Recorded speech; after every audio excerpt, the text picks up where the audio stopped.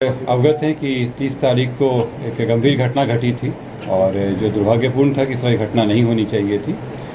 इस घटना में जो तारतर गांव है उसके समीप में दो पक्षों जो वहाँ प्रत्याशी थे वो उन दोनों के काफिला आ रहा था और उन दोनों के बीच पक्षों में झड़प हुई और झड़प में पथराव हुआ, लोग घायल हुए और उसके बाद एक शव बरामद हुआ। उसमें जो दुलार चंद यादव हैं जो 75 वर्ष के रहने वाले हैं, उसी गांव के पास के रहने वाले हैं, उनका पूर्व में भी आपराधिक इतिहास रहा है, उनका शव बरामद किया गया। उसके बाद वहां पे दोनों पक्षों के द्वारा कांड दर्ज कराया गया। कांड दर्ज होने के बाद अनुसंधान प्रारंभ किया गया। पुलिस घटना की सूचना मिलते ही तुरंत पहुंची थी वहां पे और वहां से साक्ष्य भी इकट्ठे किए गए। घटनास्थल से कई जगह के फुटेज भी प्राप्त हुए जिससे क्या घटना हुई है उसके बारे में कई जानकारियाँ मिली। लोगों के गवाह भी सामने आए और उनकी गवाही भी ली गई। साथ ही कल मृतक का पोस्टमार्टम कराया गया, उससे भी हम लोग को अहम सुराग मिले। जो अभी तक के अनुसंधान में आया उसमें उससे प्रतीत हुआ कि ये जो घटना हुई है ये आदर्श संहिता का उल्लंघन भी हुआ है। इसमें ये एक गंभीर मामला भी था।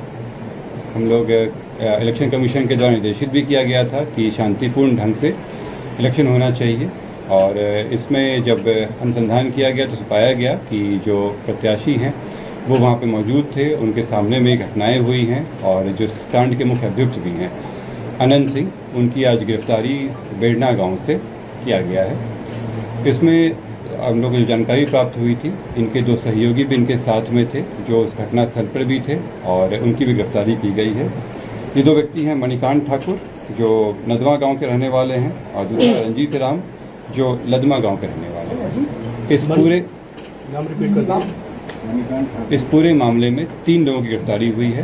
जो प्रत्याशी हैं अनंत सिंह, उनकी गिरफ्तारी हुई है। दूसरा मणिकांत ठाकुर जो नदवा गांव के रहने वाले हैं, बाढ़ थाना अंतर्गत। दूसरे रंजीत राम जो लदमा गांव के रहने वाले हैं, ये लोग भी उस घटनास्थल पर थे मौजूद। इन तीनों की गिरफ्तारी की गई है।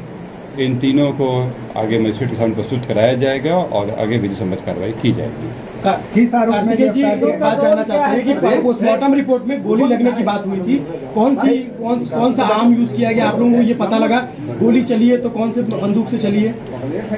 इसमें जो पोस्टमार्टम रिपोर्ट आया है उस रिपोर्ट में दिया गया है कि उनके जो मृत्यु का कारण बताया गया है उसमें बताया गया है कि जो शॉक लगा है उनको हार्ड और ब्लंट सब्सटेंस के साथ जो उनके हृदय और फेफड़ों में जो चोट आई है। इसके अतिरिक्त उनके पांव में गोली का भी आया है, जिनको गोली मारी गई है। इस दोनों चीज़ों से स्पष्ट होता है कि ये हत्या का मामला है और चूंकि घटनास्थल पे कई लोग मौजूद थे, वहाँ के लोगों के बयान वगैरह से ये स्पष्ट हो रहा है, तो इस कारण इसमें गिरफ्तारी। गोली बरामद हुई? नहीं, इसमें गोली बरामद नहीं हुई है क्योंकि इसमें जो मृतक के पोस्टमार्टम में पता चला कि एंट्री वुंड भी था और एग्जिट वुंड भी था।